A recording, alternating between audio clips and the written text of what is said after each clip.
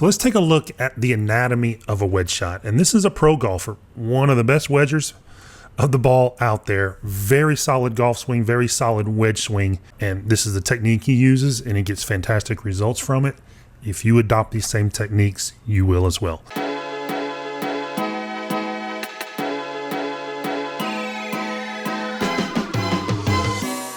So let's just jump right in and take a look at the setup. So right off the bat, we see an upper body really aligned over the lower body, the head right over the hands, just slightly ball in front of both. Now, if we look down the line, we see this line extending out of the butt of the grip, going right above his belt buckle. And we see way too many golfers with their hands too low at setup. So he's got the arms hanging down comfortably. He's got the butt of the club pointing right above his belt buckle. This is a fantastic way, both down in this down the line view and this face on view, to get the club moving optimally, because we don't have a lot of time in these swings, so we don't want to start creating obstacles very early in the golf swing. Now let's get the club moving and see what he does. So you can see that yellow line pointing out of the butt of his club. We'll call that his laser, because I'm sure we've all familiar with the, putting a laser, a flashlight, in the butt of the club and seeing what happens. So right at this shaft parallel spot, we see that laser is gone. It's now hidden behind his hands.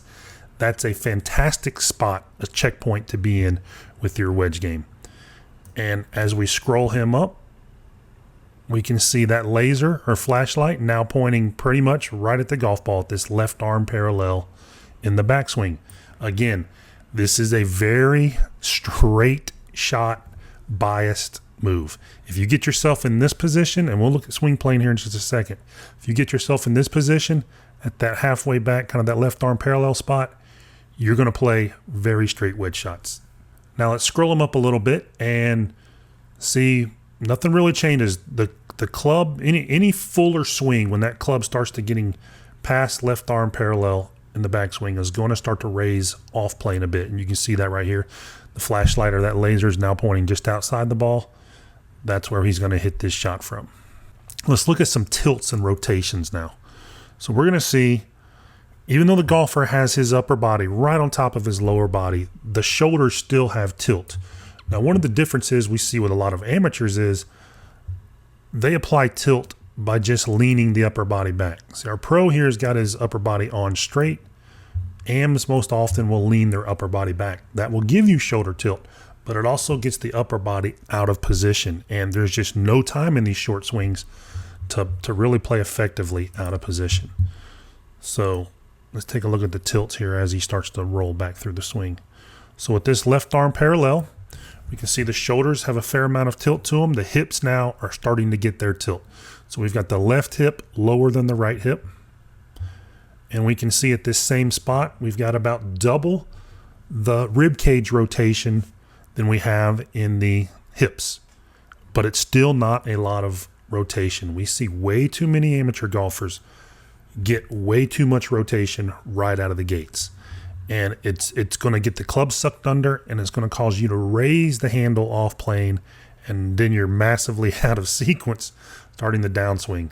So we continue going up, and he's keeping that 2-to-1 ratio pretty solidly. The pelvis is starting to catch up a little bit, but it's still nothing like they're both turning anywhere near the same rate or at the same amount. And we can see now that we've got almost 10 degrees of hip tilt. Shoulders are still quite a bit steeper. All of those things really set up this golfer for a consistently solid strike with predictable distances on the downswing. And I also want you to note this number shooting straight out of the middle of his back here. This virtual spine number starts off right around 90 degrees. It goes up, so where he's not adding tilt, he's actually moving the upper body closer to the target. That's one of the things we see with golfers, amateur golfers who set up with this kind of tilt with their upper body. As they go back, a lot of them will actually increase the tilt. So you get quite of the opposite effect here. You've got a lot of side tilt at the top. That's not a great place to play your wedges from. Now let's talk a little bit more about that side tilt. and kind of what it does to the center of the upper body compared to the center of the lower body. We're going to keep our rotation on the side. Now we're going to look at kind of more of looking down upon the shaft to get us a little bit better view so we can see these two sets of numbers. The bottom number is his center of upper body, his center of rib cage movement with regards to his sway and thrust, and the lower body is the center of pelvis movement. Let's take a look at how these things move in the golf swing. So they start off at 0-0, and you're going to see them both move just slightly, about a ½ inch, quarter of an inch off the ball. Then by that shaft parallel, they start to recenter. Now we see the upper body start to move out in front of the lower body. Again, that's the exact opposite of what we see most amateur golfers do. And we notice the head's not sliding out in front of the ball. It's got to do with the way the pivot's happening.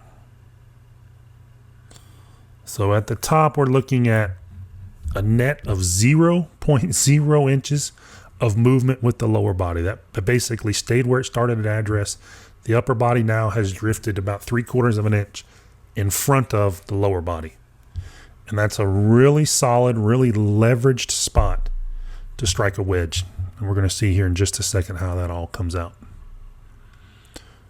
Now let's look at another really good checkpoint for you to check. So we've got our rear view on the right, and we've got a pane of glass stuck behind the golfer. So where he's pressing his butt cheeks here on that glass, you'll be able to see the impressions. And then we've got if you're familiar with those little alignment sticks, those magnetic alignment sticks that you can stick on the face of an iron and it'll kind of point, that's what this loft line here represents in the gear system. So we're going to take a look at just how that moves throughout the golf swing. So again, we're kind of at our left arm parallel spot here in the golf swing. That loft is actually, that stick is actually a little bit higher than the horizon. Fantastic place to be. You can see the wedge is not quite toe up. It still has a little bit of tilt, but that loft is level with the horizon. So if you have one of those sticks at home, put it on your wedge. You should see it pretty level with the horizon. What we see from a ton of golfers. Again, this is another one of those things that gets golfers in trouble right off the bat, is this club head is kind of pointing out here, really closed, and that loft line would be pointing more down here towards the golf ball. That's not a great place to play wedge shots from. It's really not a great place to play any shot from, but especially the wedge.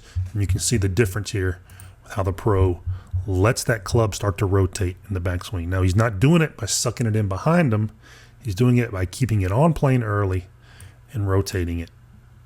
And you can see here on the right-hand view that he's pressing more of his right cheek into the glass. Pretty normal. And as we take it up, it pretty much stays in contact. Now let's also take a look at swing plane in this view. So we're going to draw a line right out of the hosel, right up through the elbow. That's the elbow plane. That's where we see really great golf played. It's in our money line video. Now if we take the golfer up, we're going to see how well he stays on plane here. And that left arm parallel, everything is riding right on that plane. Again, you can change the directions of the swing right here, and you're going to hit very straight shots. It's when you start getting off plane at this point in the golf swing, especially on these shorter swings for these wedges, things really start to get squirrely, and you really have to start making a lot of manipulations. So let's just roll him up to the top. You can see the hands naturally start to get higher than the plane, and that's quite normal. But again, at this money spot, this left arm parallel spot, everything is right in line where it should be. So these are all the checkpoints that we look for, and hopefully that you'll start looking for in your own wedge swings. Again, the time is really constrained here. It's really a crunch for time. So you got to make sure everything's working together. Everything's hitting these nice checkpoints if you want to start to improve your wedge swing from that really awkward zone of that 30 to 70 yard range. Next video, we're going to talk about what happens in the transition on the downswing and kind of be able to take advantage of all these good positions on the backswing.